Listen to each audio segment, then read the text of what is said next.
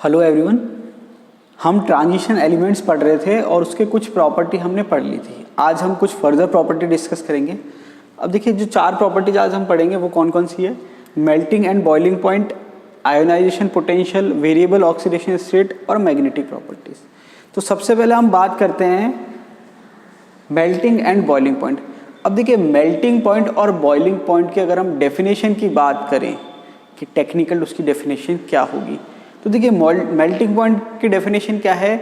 वह टेम्परेचर जिस पर कोई भी जो आपके एलिमेंट है, धातु कह सकते हैं या एलिमेंट कह सकते हैं, वो ठोस अवस्था से द्रव अवस्था में क्या हो जाए, परिवर्तित हो जाए। इसका अर्थ क्या हुआ कि वह टेम्परेचर जिस पर वो क्या कर रहा है, सॉलिड से लिक्विड में ट्रांजिशन शो कर रहा है। ठीक है, मतलब जब वो सॉलिड से लिक्विड में कन्वर्ट होगा उसका जो टेम्परेचर है वो क्या रहेगा, कांस्टेंट रहेगा। जैसे मान लीजिए ये ठोस है, ठीक है, ये कोई धातु है, इसको मैं गर्म कर रहा हूँ, तो पहले इसका टेम्परेचर बढ़ेगा बढ़ेगा बढ़ेगा बढ़ेगा बढ़ेगा, फिर एक टेम्परेचर पर इसका टेम्परेचर बढ़ना रुक जाएगा। उस टेम्परेचर पर क्या होगा, ये लिक्विड में कन्वर्ट होना शुरू हो जाएगा। और जब तक ये पूरा द्रव में परिवर्तित नहीं होगा, इसके टेम्परेचर में और बढ़ोतरी नहीं होगी। तो और जब ये पूरा लिक्विड में कन्वर्ट हो जाएगा, उसके बाद जो है टेम्परेचर जो है वो बढ़ना शुरू होगा। तो जिस टेम्परेचर पर ये सॉलिड से लिक्विड में कन्वर्ट होता है उसको हम कहते हैं मेल्टिंग पॉइंट। और देखिए, ये जो मेल्टिंग पॉइंट है ये फिक्स होता है किसके लिए, ट्रू सॉलिड्स के लिए। एक सॉलिड स्टेट चैप्टर आता है, वो आपने पढ़ा होगा कि जो ट्रू सॉलिड होते हैं उसके लिए मेल्टिंग पॉइंट जो है वो फिक्स होता है, शार्प होता है, फिक्स है कि भाई इस टेम्परेचर पर क्या होगा, इसका मेल्टिंग पॉइंट होगा या इस टेम्परेचर पर ये पिघलेगा। जैसे फॉर एग्जांपल बर्फ़ आप जानते ही हैं, तो जो बर्फ़ है वो 0 डिग्री पर पिघलती है एटमॉस्फेरिक प्रेशर पे। यहाँ पर प्रेशर का भी इंपॉर्टेंट रोल है, प्रेशर से भी टेम्परेचर चेंज हो जाता है, मेल्टिंग पॉइंट बॉइलिंग पॉइंट। लेकिन जो नॉर्मल हम मेल्टिंग पॉइंट बॉइलिंग पॉइंट पढ़ते हैं वो एटमॉस्फेरिक प्रेशर पे होता है। तो आपने देखा होगा बर्फ़ का जो मेल्टिंग पॉइंट है वो 0 डिग्री है, लेकिन जो आपके प्लास्टिक है या जो ग्लास है उसका कोई फिक्स मेल्टिंग पॉइंट नहीं होता, क्योंकि वो ट्रू सॉलिड नहीं होते, एमॉर्फस सॉलिड होते हैं। तो ये तो थी बात डेफिनेशन की। अब दूसरी बात है बॉइलिंग पॉइंट। अब देखिए, यहाँ पर ये तो मेल्टिंग पॉइंट तो फिक्स था, सिंपल था कि भाई ठोस से द्रव में, लेकिन बॉइलिंग पॉइंट की जब हम बात करते हैं तो ऐसा कोई फिक्स टेम्परेचर नहीं होता कि जब जो लिक्विड है वो क्या करे, गैस में कन्वर्ट होना शुरू हो जाए, वो काफ़ी पहले से हो जाता है। तो अब यहाँ पर जो बॉइलिंग पॉइंट की डेफिनेशन है वो क्या है, ये आपके द्रव है, इसको आप गर्म कर रहे हैं, तो इससे क्या हो रहा है, 2 प्रोसेस एक साथ चलते हैं। एक तो द्रव जो है वो वाष्प में बदलता है, द्रव से क्या बन रही है, भाप बन रही है, वाष्प बन रही है। दूसरा, वाष्प जो है वो भी द्रव पे क्या करती है, दबाव डालती है, प्रेशर डालती है और क्या करती है, द्रव में कन्वर्ट हो जाती है। तो ये प्रोसेस भी इंटरकन्वर्टेबल होते हैं। मतलब गर्म करने पर द्रव से भाप बन रही है और भाप से क्या बन रहा है, द्रव बन रहा है। अब देखिए होता क्या है, जैसे जैसे टेम्परेचर आप बढ़ाओगे भाप ज़्यादा बनेगी, क्या बनेगी, ज़्यादा बनेगी, वाष्प ज़्यादा बनेगी। और वो जो वाष्प है वो क्या लगाती है, जो द्रव की सतह है उस पर दाब लगाती है। तो वह टेम्परेचर, देखिए डेफिनेशन की बात कर रहा हूँ बॉइलिंग पॉइंट की, तो वह टेम्परेचर, वह तापमान जिस पर वेपर प्रेशर या वाष्प दाब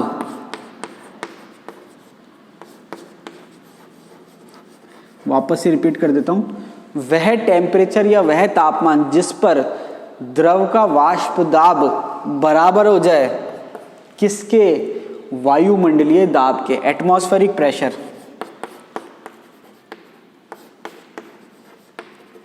तो वह टेम्परेचर जिस पर वाष्प दाब बराबर हो जाए किसके, वायुमंडलीय दाब के, वो टेम्परेचर क्या कहलाता है, बॉइलिंग पॉइंट। अब देखिए, अगर आप ये सोचेंगे कि बॉइलिंग पॉइंट पर ही वाष्प बनना शुरू होती है तो ये बिल्कुल भी सही नहीं है।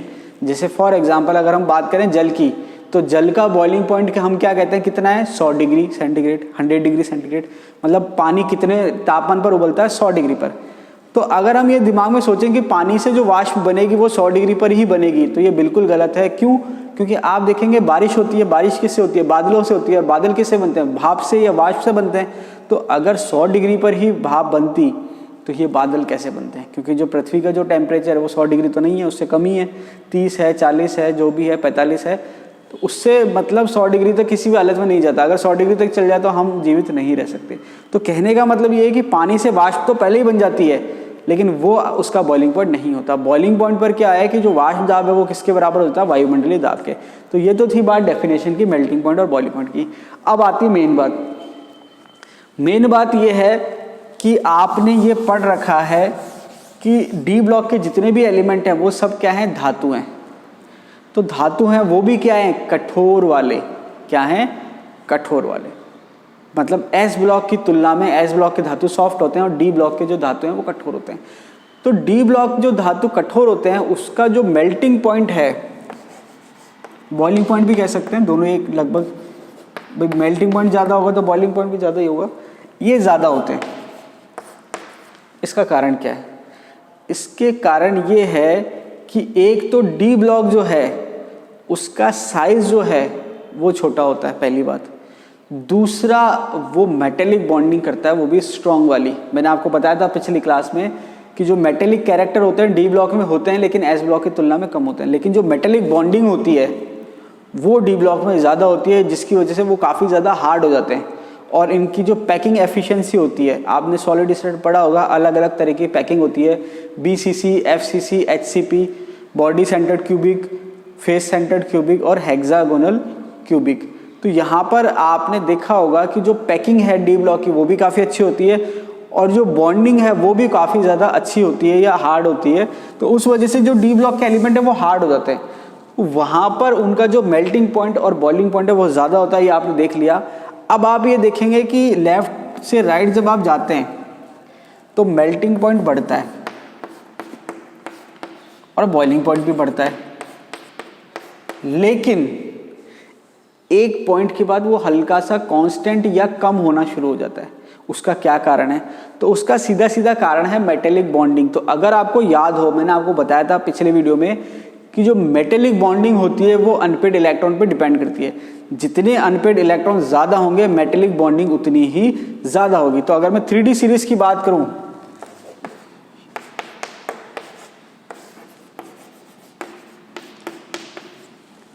Scandium, titanium, vanadium, chromium, manganese, iron की बात करूं तो आप देखेंगे कि सबसे ज़्यादा अयुग्मित इलेक्ट्रॉन किस में हमने देखे थे? क्रोमियम में, क्योंकि क्रोमियम का जो विन्यास था वो था S1D5। कितने अनपेड इलेक्ट्रॉन है?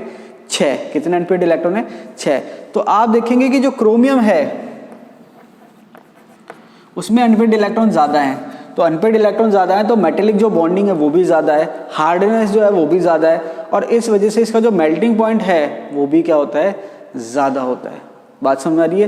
तो यहाँ पर जो मिड वाला जो रीजन है वहाँ पर मेल्टिंग पॉइंट और बॉइलिंग पॉइंट हाईएस्ट होते हैं। पहले बढ़ते हैं, फिर मिड वाले रीजन में हाईएस्ट हो जाते हैं, उसके बाद क्या होते हैं? कम होना शुरू हो जाते हैं। तो ये इसका ट्रेंड है। और एस ब्लॉक की तुलना में और पी ब्लॉक की तुलना में इनका मेल्टिंग पॉइंट जो होता है वो ज़्यादा होता है। बात समझ आ रही है? बात देखिए, इसमें आप पी ब्लॉक का मतलब ओवरऑल मत लेना, वहाँ पर पी ब्लॉक में नॉर्मली गैसेज होती हैं तो नो डाउट उनका मेल्टिंग पॉइंट बॉइलिंग पॉइंट क्या होगा? कम होगा। लेकिन कुछ एक्सेप्शन भी है, जैसे कार्बन है, डायमंड है, उसकी बात मैं नहीं कर रहा। ठीक है, तो ये तो बात थी फर्स्ट पॉइंट की, ये हमने कंप्लीट कर लिया, कवर कर लिया। दूसरा पॉइंट है आयोनाइजेशन पोटेंशियल, या हम इसको आयोनाइजेशन एनर्जी भी कहते हैं। अब देखिए यहाँ पर है क्या आयोनाइजेशन पोटेंशियल की। अगर हम डेफिनेशन की बात करें तो देखिए डेफिनेशन क्या है।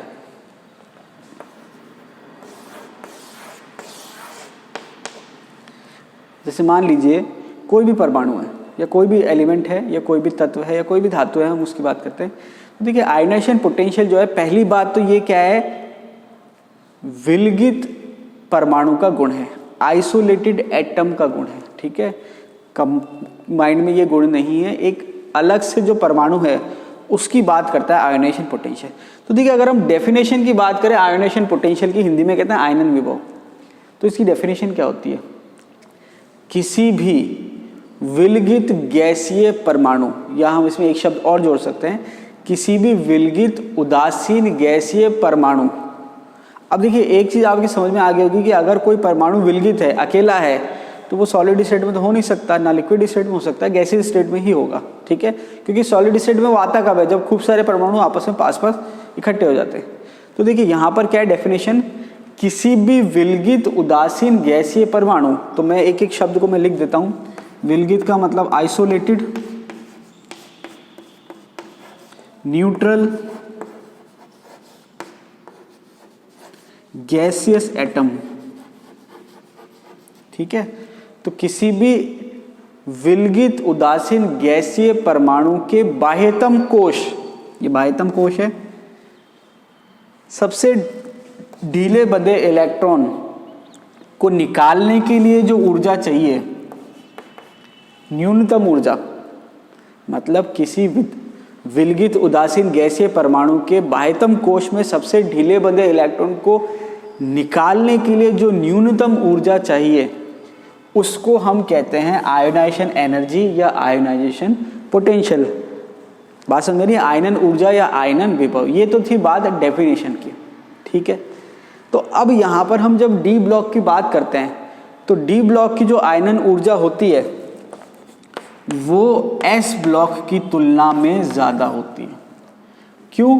क्योंकि एस ब्लॉक जो आप जानते हैं, एस ब्लॉक की कॉन्फ़िगरेशन होती है NS122 और जो डी ब्लॉक की कॉन्फ़िगरेशन है वो होती है NS122 N-1 D1-10। तो अब बात जो है वो एस ब्लॉक में और डी ब्लॉक में कुछ सिमिलरिटी है। सिमिलरिटी क्या है कि जब इलेक्ट्रॉन भरने की बात होती है तब एस में आखिरी इलेक्ट्रॉन आया एस ब्लॉक में, लेकिन डी ब्लॉक का आखिरी इलेक्ट्रॉन डी में आया है। लेकिन जब इलेक्ट्रॉन निकालने की बात है तो एस ब्लॉक में भी इलेक्ट्रॉन एस में से निकलेगा और डी ब्लॉक में भी पहला इलेक्ट्रॉन किस में से निकलेगा, एस में से निकलेगा। तो यहाँ पर लेकिन फ़र्क क्या आ गया? फ़र्क ये आ गया कि जब हम एस में से निकाल रहे थे तो एस जो है बाह्यतम कोश है और वहाँ पर अंदर का कोई प्रॉब्लम नहीं है। क्यों? क्योंकि अंदर कुछ भरा हुआ नहीं है। मतलब जब एस की बात करें तो वहाँ डी भरा हुआ नहीं है और एफ भरा हुआ नहीं है। लेकिन जब हम बात करते हैं डी की तो यहाँ पर डी में भी इलेक्ट्रॉन आ जाते हैं और इलेक्ट्रॉन आने की वजह से प्रोटॉन भी आ जाएंगे और प्रोटॉन आ जाएंगे तो उसका जो ZeF है, इफेक्टिव न्यूक्लियर चार्ज जो है वो ज़्यादा हो जाता है। मतलब जैसे फॉर एग्जांपल समझने की बात करें तो पोटेशियम की बात करें या कैल्शियम की बात करें, इसका कॉन्फ़िगरेशन है 3s1, इसका है 3s2। तो इन दोनों के केस में इलेक्ट्रॉन आखिरी s में ही है, लेकिन अंदर जो प्रोटॉन है वो लिमिटेड है। कितने हैं? इसमें 19 हैं और इसमें 20 हैं। लेकिन जब आप डी ब्लॉक में इलेक्ट्रॉन भरना शुरू करोगे स्कैंडियम से लेके जिंक तक, तो वहाँ इलेक्ट्रॉन बढ़ते जाएंगे, लेकिन वो कहाँ बढ़ रहे हैं? अंदर की तरफ। बाहर का कॉन्फ़िगरेशन यही है, ठीक है। और वहाँ पर इलेक्ट्रॉन बढ़ रहे हैं तो साथ में प्रोटॉन भी बढ़ रहे हैं, और अगर प्रोटॉन बढ़ रहे हैं तो जो इफेक्टिव न्यूक्लियर चार्ज है वो बढ़ रहा है। तो इफेक्टिव न्यूक्लियर चार्ज का मतलब होता है प्रभावी नाभिकीय आवेश, मतलब वो कितना अट्रैक्शन फोर्स लगा रहा है, उसका एक रिजल्टेंट होता है। तो अगर आप इलेक्ट्रॉन भरते हैं डी में तो वहाँ पर जो इफेक्टिव न्यूक्लियर चार्ज है वो बढ़ता है, जिससे उसका आयनन विभव जो है वो क्या हो जाता है? बढ़ जाता है। तो आपको क्या ध्यान रखना है कि डी ब्लॉक का आयनन एनर्जी जो होती है वो एस ब्लॉक की तुलना में ज़्यादा होती है, लेकिन पी ब्लॉक से थोड़ी हम कह सकते हैं कम होती है, क्योंकि पी ब्लॉक जैसे जैसे आप एंड में जाते हो वहाँ पर नोबल गैस कॉन्फ़िगरेशन या हेलोजन वाली कॉन्फ़िगरेशन आती है तो उसका नेचुरल से आयनेशन एनर्जी क्या होगी? ज़्यादा होगी। तो यहाँ पर डी ब्लॉक की आयनन ऊर्जा ज़्यादा होती है एस ब्लॉक की तुलना में। दूसरी बात, इसमें भी लगभग वही कंसेप्ट है कि मिड रीजन तक या उससे थोड़ा सा आगे तक आयनन ऊर्जा बढ़ती है, लेकिन एंड में थोड़ा बीच का जो लास्ट होता है, जैसे मैं अगर बात करूँ स्कैंडियम से लेके chromium, manganese, iron, cobalt, nickel, copper, zinc, तो यहाँ पर आप देखेंगे कि यहाँ तक तो लगभग बढ़ती है, लेकिन थोड़ा सा यहाँ पर क्या आ जाता है? डाउनफॉल आ जाता है। क्या आ जाता है? डाउनफॉल आ जाता है। तो आप देखेंगे कि मिड या उससे ज़्यादा तक बढ़ रही है और बाद में थोड़ी सी क्या हो रही है? कम हो रही है। उसका एक कारण स्क्रीनिंग इफेक्ट भी हो सकता है कि शुरू में स्क्रीनिंग इफेक्ट डोमिनेंट नहीं होता, तो आप जानते हैं साइज़ भी कम हो रहा है, साइज़ कम हो रहा है तो आयनन ऊर्जा भी बढ़ रही है, लेकिन बाद में जाके साइज़ लगभग क्या हो जाता है? कांस्टेंट हो जाता है और स्क्रीनिंग इफेक्ट की वजह से रिपल्शन भी बढ़ जाता है, तो वहाँ थोड़ा सा डाउनफॉल आ जाता है किसमें? आयनन ऊर्जा में। लेकिन ओवरऑल जो इसकी आयनन ऊर्जा होती है वो एस ब्लॉक के कंपैरिजन में ज़्यादा होती है। तो आयनन पोटेंशियल की डेफिनेशन क्या होती है, ये सब मैंने आपको यहाँ समझा दिया। नेक्स्ट हम बात करते हैं वेरिएबल ऑक्सीडेशन स्टेट। तो देखिए डी ब्लॉक में ये बहुत ही इंपॉर्टेंट पॉइंट है या बहुत ही इंपॉर्टेंट प्रॉपर्टी है। तो देखिए आप जानते हैं कि एस ब्लॉक में तो कोई भी पॉसिबिलिटी नहीं है, मतलब एस ब्लॉक में 99% ऑक्सीडेशन स्टेट फिक्स होती है। अगर एल्कली मेटल है S1 वाला जो फर्स्ट ग्रुप है उसकी ऑक्सीडेशन स्टेट 1 होगी अगर वो एलिमेंटल फॉर्म में नहीं है। देखिए अगर प्योर फॉर्म में तो ऑक्सीडेशन स्टेट 0 होती है, अगर वो कंपाउंड फॉर्म में है तो वहाँ पर आपके एल्कली मेटल जो है क्षारीय धातु जिसको आप कहते हो उसकी ऑक्सीडेशन स्टेट +1 होती है, और सेकंड जो ग्रुप है क्षारीय मृदा धातु एल्कली अर्थ मेटल उसकी ऑक्सीडेशन स्टेट 2 होती है। तो एस ब्लॉक में तो कोई ऑप्शन ही नहीं है। पी ब्लॉक की बात करें तो पी ब्लॉक में भी लगभग 80% प्लस ऑक्सीडेशन स्टेट फिक्स होती है, लेकिन कुछ 15 से 20% जो है ऑक्सीडेशन स्टेट वेरिएशन का पॉसिबिलिटी होती है, ठीक है, लेकिन चांसेस कम होते हैं। लेकिन डी ब्लॉक जो है इसकी एक इम्पॉर्टेंट प्रॉपर्टी है कि ये वेरिएबल ऑक्सीडेशन स्टेट शो करता है, इस वजह से इसके जो कंपाउंड्स है उसकी वैरायटी काफ़ी सारी होती है। अब देखिए वेरिएबल ऑक्सीडेशन स्टेट का कारण क्या है। कारण ये है कि एस ब्लॉक में और पी ब्लॉक में तो वैलेंस इलेक्ट्रॉन वही होते हैं जो आपके एस और पी के होते हैं, वो फिक्स है। लेकिन जब हम बात करते हैं डी की तो यहाँ पर वैलेंस इलेक्ट्रॉन में क्या क्या काउंट होता है। जैसे मैंने बात करूँ अगर NS 0 to 2, अब देखिए आपने अभी 3D सीरीज की कॉन्फ़िगरेशन पढ़ी थी, उसमें आपने देखा था क्रोमियम में S1D5 था और कॉपर में S1D10 था। लेकिन अगर आप उसके आगे देखेंगे पैलेडियम हो गया या और कुछ हो गया, वहाँ पर S0 तक पहुँच जाता है। तो कई बार बुक्स में 0 to 2 लिखा होता है या कई बार बुक्स में 1 to 2 होता है, कोई प्रॉब्लम वाली बात नहीं है। N-1 D1 to 10, तो कई बुक्स में ऐसे लिखा होता है या कई बुक्स में ऐसे लिखा होता है NS1 to 2 N-1 D1 to 10, ठीक है। ये डी ब्लॉक की कॉन्फ़िगरेशन है। तो यहाँ पर सबसे इंपॉर्टेंट बात क्या है? सबसे इंपॉर्टेंट बात यह है कि अगर आपसे कोई पूछे वैलेंस इलेक्ट्रॉन कितने हैं, तो नॉर्मली हम क्या करते हैं, आउटर मोस्ट में जो इलेक्ट्रॉन है उसको वैलेंस इलेक्ट्रॉन कहते हैं। लेकिन यहाँ पर आप देखेंगे कि यहाँ पर वैलेंस इलेक्ट्रॉन का कंसेप्ट क्या है। तो यहाँ पर वैलेंस इलेक्ट्रॉन का कंसेप्ट ये है एस के और डी के मिला के जो इलेक्ट्रॉन है वो वैलेंस इलेक्ट्रॉन है। बात समझ रही है? एस के डी के मिला के जो इलेक्ट्रॉन है वो वैलेंस इलेक्ट्रॉन है। तो इस वजह से यहाँ पर क्या होता है कि एस के इलेक्ट्रॉन और डी के इलेक्ट्रॉन दोनों ही जो है वो ये आपके लूज कर सकता है। डी ब्लॉक जो है या डी ब्लॉक की जो मेटल है वो एस के इलेक्ट्रॉन भी लूज कर सकते हैं और डी के इलेक्ट्रॉन भी लूज कर सकते हैं, डिपेंड करता है एनर्जी कितनी अवेलेबल है। तो यहाँ पर ये सबसे बड़ा कारण है वेरिएबल ऑक्सीडेशन स्टेट का। तो डी के लगभग सारे जो एलिमेंट्स हैं वो ऑक्सीडेशन स्टेट शो करते हैं वेरिएबल। तो अगर आप थोड़ा सा कंपेयर करना चाहें, जैसे मैं इधर देखूं, अगर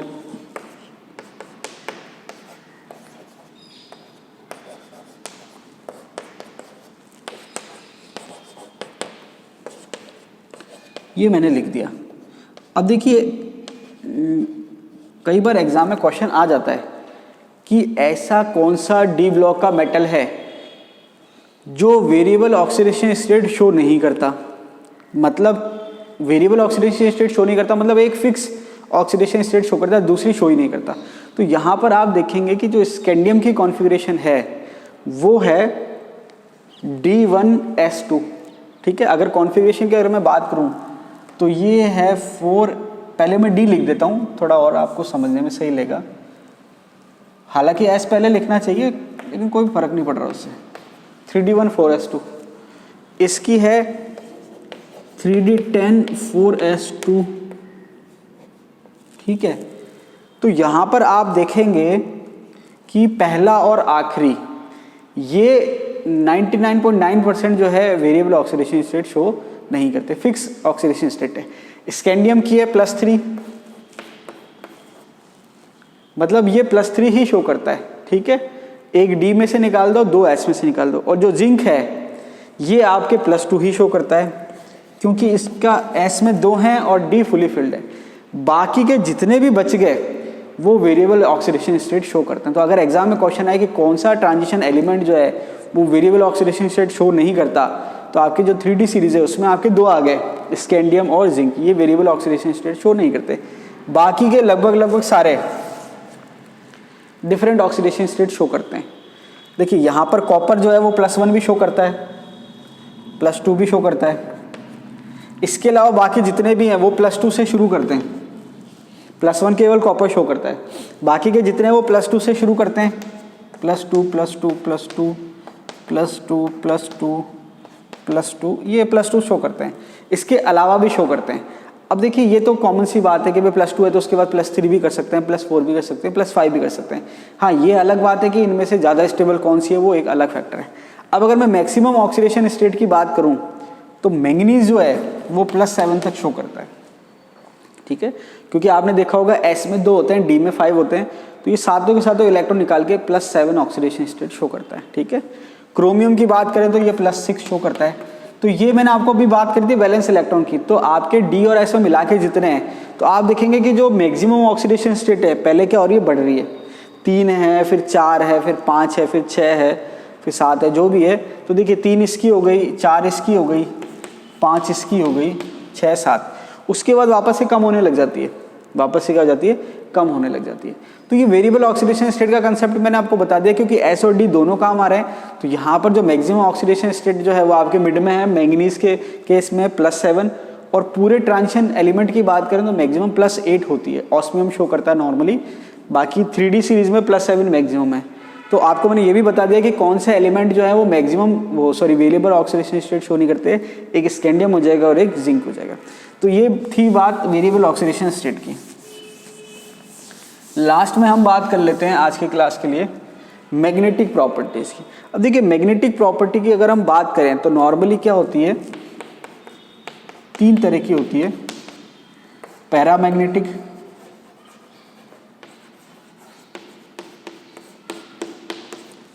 डायामैग्नेटिक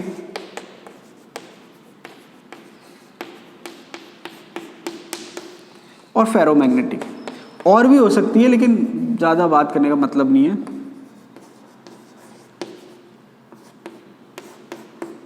ठीक है, अब देखा जाए तो फेरोमैग्नेटिक एक तरह से पैरामैग्नेटिक का ही एक एक्सटेंशन फॉर्म है। ठीक है, अब पैरामैग्नेटिक और डायामैग्नेटिक मेनली ये दो हम इसकी बात करते हैं। देखिए पैरामैग्नेटिक का मतलब हिंदी में हम इसको कहते हैं अनुचुंबकीय, डायामैग्नेटिक को हम हिंदी में कहते हैं प्रतिचुंबकीय। तो पैरामैग्नेटिक अनुचुंबकीय, डायामैग्नेटिक प्रतिचुंबकीय। अब इसका क्या मतलब है, देखिए इसका मतलब क्या है कि इलेक्ट्रॉन जो है वो 2 तरह की गति करता है। देखिए जैसे पृथ्वी है, उसको आप ऐसे समझिए जैसे अर्थ है। अर्थ क्या कर रही है, सूर्य के चारों ओर चक्कर लगा रही है। तो जैसे ये अर्थ हो गई, सॉरी ये सन हो गया और ये अर्थ हो गई, तो ये क्या कर रही है, इसके चारों ओर क्या कर रही है, चक्कर लगा रही है। एक तो ये हो गया। दूसरा है वो अपनी खुद की जो अक्ष है उस पर भी क्या कर रही है, रोटेट करिए। तो पृथ्वी जो खुद की अक्ष पे रोटेट करती है उससे तो दिन और रात होते हैं, और जो सूर्य के चारों ओर चक्कर लगाते हैं उससे क्या होती है, सर्दी गर्मी बरसात ये मौसम आते हैं। तो यहाँ पर 2 तरह का मोशन हो गया। ऐसे इलेक्ट्रॉन भी जो है वो 2 तरह का मोशन करते हैं, एक तो स्पिन जो वो खुद की अक्ष पर कर रहे हैं, और एक ऑर्बिटल जो वो चारों तरफ कर रहे हैं। तो यहाँ पर इलेक्ट्रॉन 2 तरह के मोशन करते हैं, स्पिन मोशन और ऑर्बिटल मोशन, या उसको एंगुलर मोशन भी कह देते हैं। ठीक है, तो स्पिन तो अपनी अक्ष पे हो गया और ऑर्बिटल जो है वो नाभिक के चारों ओर हो गया। तो यहाँ पर क्या है कि आपने फिजिक्स में कहीं पढ़ा होगा, अगर कोई आवेश गति करता है तो उससे चुंबकीय क्षेत्र उत्पन्न हो जाता है, यह आपने पढ़ा होगा। आई थिंक इसको कहते हैं इलेक्ट्रोमैग्नेटिक इंडक्शन। ठीक है, हो सकता है गलत भी हो।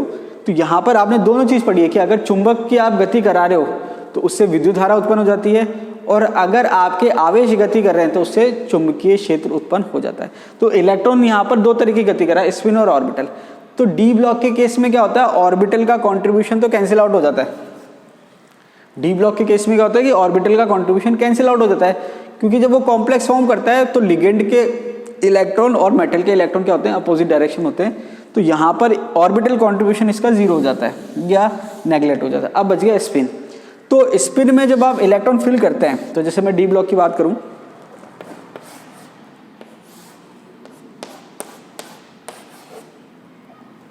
तो देखिए डी ब्लॉक है। अब जब इसमें आप इलेक्ट्रॉन भरेंगे, तो मैंने कहा ये इलेक्ट्रॉन ऊपर की तरफ है, इसका मतलब क्या है कि एक स्पिन कौन सी शो कर रहा है, क्लॉकवाइज। ठीक है, अच्छी बात है। फिर ये यहाँ है, ये भी क्या कर रहा है, क्लॉकवाइज। ये भी क्या कर रहा है, क्लॉकवाइज क्लॉकवाइज क्लॉकवाइज।